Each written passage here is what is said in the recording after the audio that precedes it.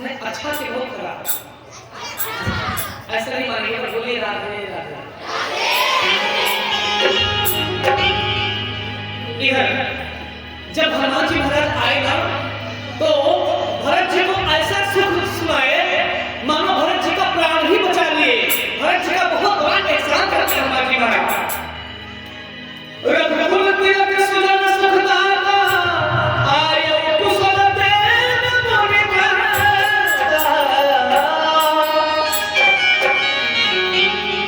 हे भरत भैया आपकी जय हो। आप अपने आप को सजा मत दीजिए, क्योंकि जिसका मुझे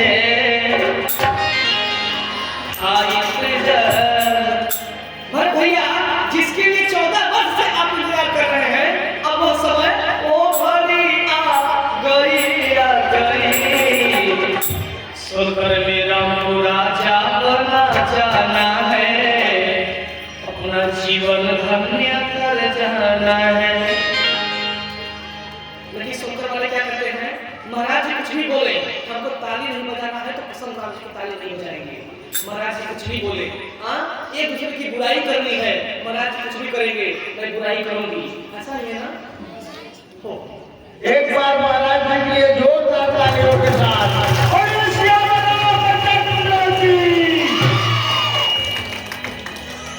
मतलब हमारा जाकर के कौन सी खुशी हो गई भैया, हमारी जाकर के बारे में राधे राधे। हनुमान जी बताए भैया आप अधीर मत होइए। रिपुरम जीत सुजस सुविधा सीता सहित अनुज प्रभु आवत। हनुमान जी अपना परिचय नहीं बताए, डायरेक्ट जाकर के भैया राम राम। हनुमान जी ब्राह्मण का उद्धार करके भरत जी को परिचय नहीं दिए। अरे भरत भैया राम राम। ऐसे भरत जी रो रहे हैं और हनुमान जी क्या बोले, गिरी बाबा राम राम, हंस करके राम राम। भरत चक्कर में पड़ गए, मैं बोल रहा हूँ ये कौन आ गया इस समय, और आया तो आया, लेकिन कुछ भी हो बात बहुत सुंदर बोला।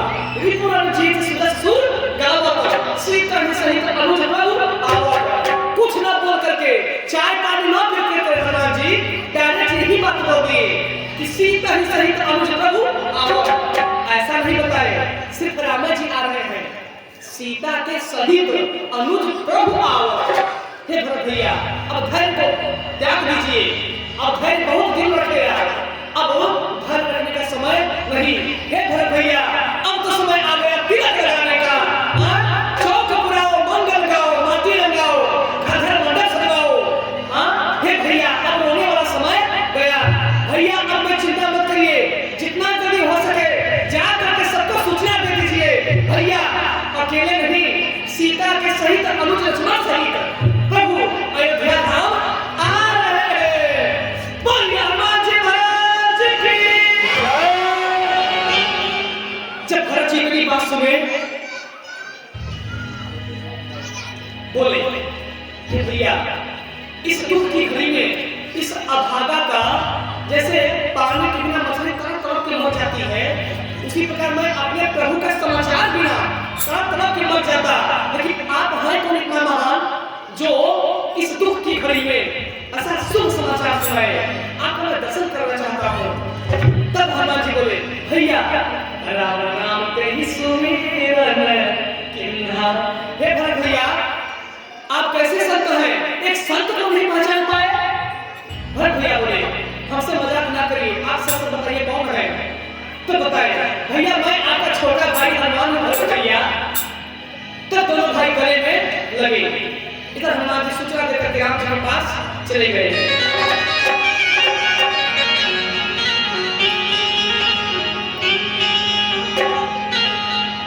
इधर बड़े बड़े से राम जी प्रयागराज से चल दिए। इधर हनुमान जी लंका में गए विभीषण जी को बुलाने। जब विभीषण जी को बुलाने गए हनुमान जी, विभीषण जी आ गए और बड़े प्रकार से राम जी अपनी अयोध्या में आ गए। राम जी आते हैं तो सबसे बड़े प्रेम से मिलते हैं, इतना विश्वास नहीं कहूंगा। तुरंत राम जी अब छठ मांगने तुरंत बिया मतलब तुरंत लड़की वाला देखने आए और तुरंत शादी का कल लड़की से ले लिया करके, मतलब कि तो कितना जल्दी काम हो गया। हाँ, न लगन न मुहूर्त न शादी सारी कुछ नहीं। वशिष्ठ जी उसी समय जान करके दिव्य बसन भूषण पहिरा नीले वर्ण के मेरे प्रभु वस्त्र पहन करके राजा बन गए। नीली वस्त्र, नीला भुजाएं, नीला उनका चेहरा, राम जी का ऐसा दिव्य स्वरूप देख करके अयोध्या के एक एक प्राणी, एक एक नर नारी जी धन्य हो गए। प्रेम से बोलिए नीलकंठ सरकार की जय, प्रेम से बोलिए बालमुकुंद भगवान की जय।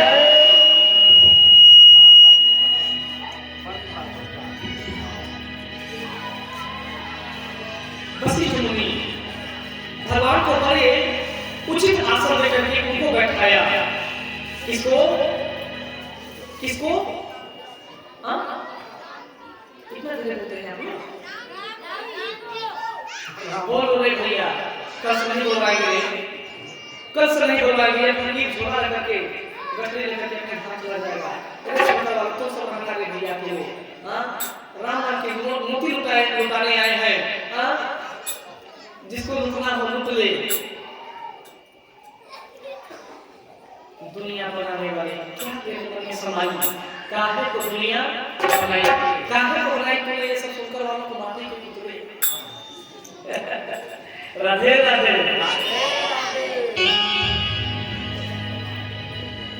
इधर सिंहासन पर त्रिभुवन साए, महिमा इनकी बारी न जाए।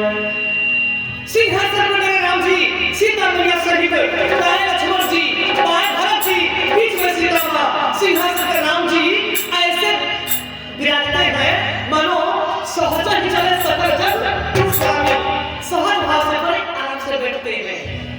जब बैठ गए सुरगुदम में मदन मदन, जय जय जय सब सुर उच्चर ही। अरे शंकर वालों, उधर अयोध्या में राम जी राजा बनने वाले हैं, राज सिंहासन पर बैठ गए हैं, सब देवता तो तुम भी बजा रहे हैं। और आओ हम लोग भी मिल करके हाथ उठा करके बोले रसिया रामचंद्र की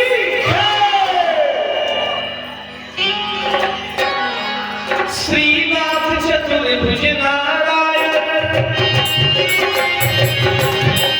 श्रीनाथ चतुर्भुज नारायण, भक्तों को कृपा निधान लगे।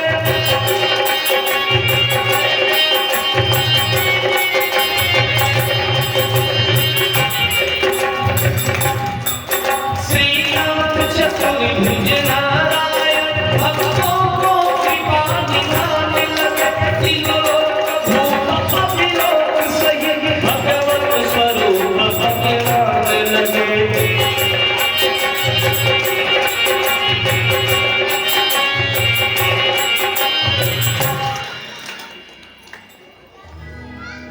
सिंहासन पर त्रिभुवन साई, महिमा इनकी कुछ वर्णन न जाए। गिरी बाबा इनकी महिमा, मेरे राम जी जब 14 वर्ष से भटकते भटकते जब अपने आसन पे बैठते हैं ना, पूरे देवता लोग खुशी के मारे रो रहे हैं। आप उनके आंखों में आंसू है कि मेरे प्रभु लीला करके अब वो जिस काम के लिए अवतार लिए थे काम तो हो गया, लेकिन जो मेन काम बाकी था राजा बनना, वो काम अब होने वाला है।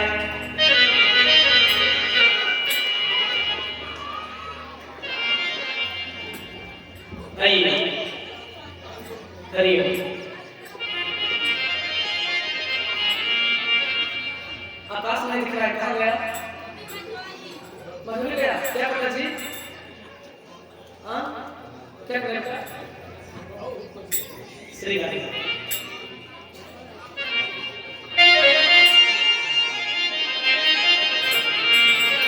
आज मनवा में उठे हिलोर सजनी, राम राजा हुए अवतार देश सजनी।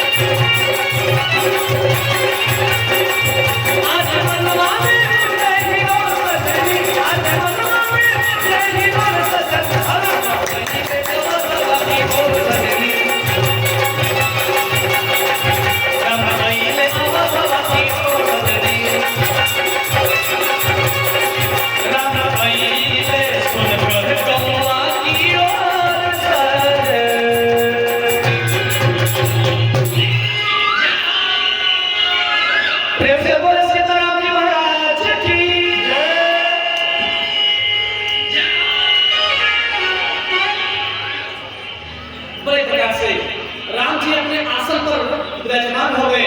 प्रेम से बोले राजा रामचंद्र महाराज की जय। प्रेम से बोले सीता महारानी की जय।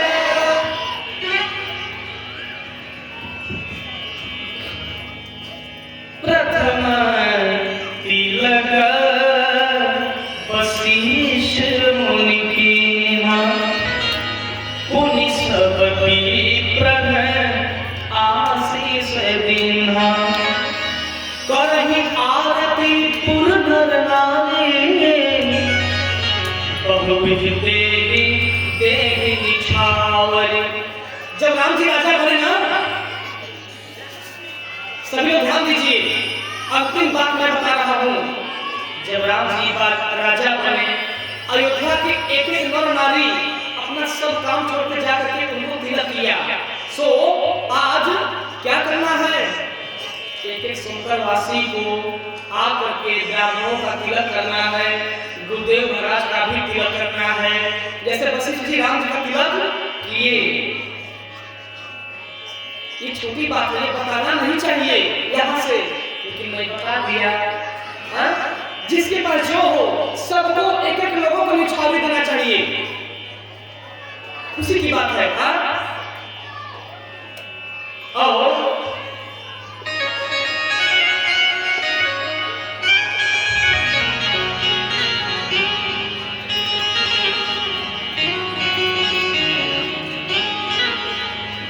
बड़े प्रकार से राम जी राजा बने और इस बात को काकभूषण जी गुरु जी महाराज को बुलाए और बताए। फिर काकभूषण जी महाराज इसी प्रकार राम अनंत अनंत गुण अमित कथा विस्तार, सुनिया चिरज न मानहि। राम अनंत है, उनके गुण अनंत है। राम अनंत अनंत गुण अमित कथा विस्तार, लेकिन सुनी आचरज न मानहि, जिनके विमल विचार। हे पार्वती, राम अनंत है, उनके गुण भी अनेक है, कथा भी अनेक है, लेकिन वह भक्त इनके कथा को सुन करके कभी थका हुआ महसूस नहीं करेगा। जिनके विमल विचार, जिनके विमल बुद्धि शुद्ध है, साफ है, कपट नहीं है, जिनके कपट बंध नहीं दया, तिनके हृदय बसल रघु। वही जिनके रही भावना जैसी, जिनके विमल विचार सुन करके कथा कभी आचरण नहीं मानता, जिनका बुद्धि शुद्ध हो गई हो। और बहुत लोग बोलते हैं कि मैं कथा सुनने गया था, क्या करने? तो कथा का मतलब किसी को पता है? मैं बता भी चुका हूँ, ऐसा नहीं मैं कुछ नहीं बताया। मैं तो ऐसा चीज बता दिया हूँ कि जब किसी ऐसे विद्वान से मिलेंगे तब वो बताएगा, नहीं कोई साधारण लोग नहीं बता पाएंगे। वो चीज मैं बताया हूँ जो मैं गुरुदेव महाराज से सीखा हूँ, जो मैं गुरुदेव से लिया वो मैं आप लोगों को बांट दिया। बदले मुझे क्या मिला? लेकिन मिला क्या? मिला श्रोता मिले, आप जैसे श्रोता मिले, आप जैसे माताएं बहनें मिले, आप जैसे सज्जन लोग मिले, तब मैं कथा बोला। और मैं पहला ऐसा कथावाचक हूँ जहाँ पे एक ही महीने में, एक ही साल में, एक ही समय में 2 दफा लगातार कथा हुई, बट्टाली हो जाए हमारे लिए।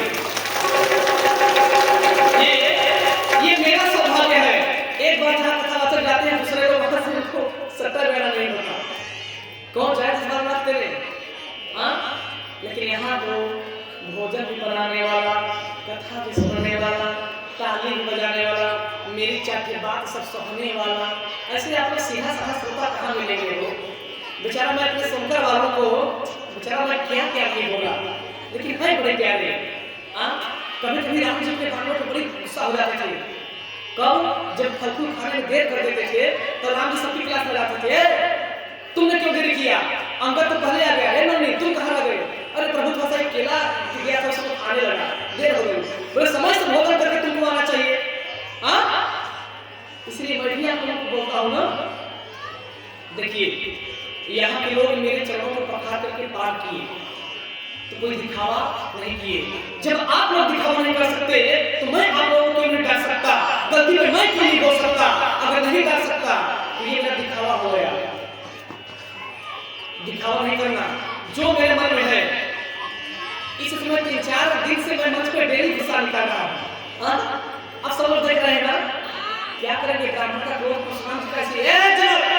सच बदला, धनुष कौन तोड़ा? मैं जहां तक उलट दूंगा। वही मेरा डांट आप लोग सुनते हैं। और मैं बताऊं, जितना आप लोग महाराज की बात सुने हैं ना, और मैं छूट मारते गया, छड़ी हथौड़े से छूट मारते गया, आप लोग टूटे नहीं, सहते गए, इसका परिणाम बहुत अच्छा मिलेगा। क्योंकि इतना मैं जानता हूं, दुनिया में पत्थर 2 प्रकार का होता है। कितने प्रकार का? एक पत्थर वो है जिसपे हम और आप लघु शंका करके भी चले जाते हैं, उसको पूछते तक नहीं। और एक पत्थर वो जिसमें पान खाते थूकते हैं, शंका करते हैं, कुछ भी नहीं मानते, सिर्फ पत्थर मानते हैं। अब ये रोड पे पत्थर पड़ा है, एक ये पत्थर हो गया, और एक पत्थर कौन? जो अयोध्या में मूर्ति बन के बैठी है तो दोनों पत्थर ना?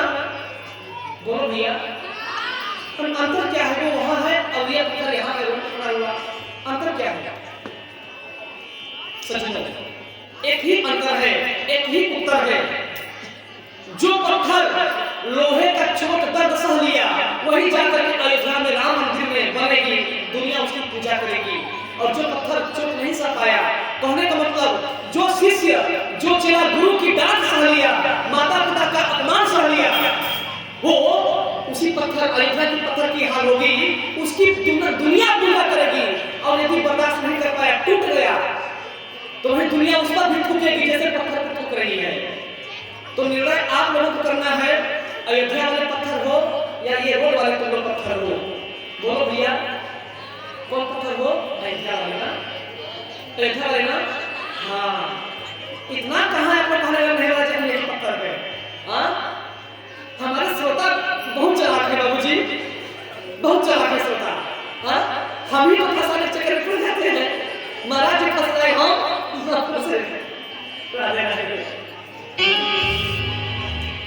जी बड़े प्रकार से राम जी का चरित्र वर्णन किए, बखान किए।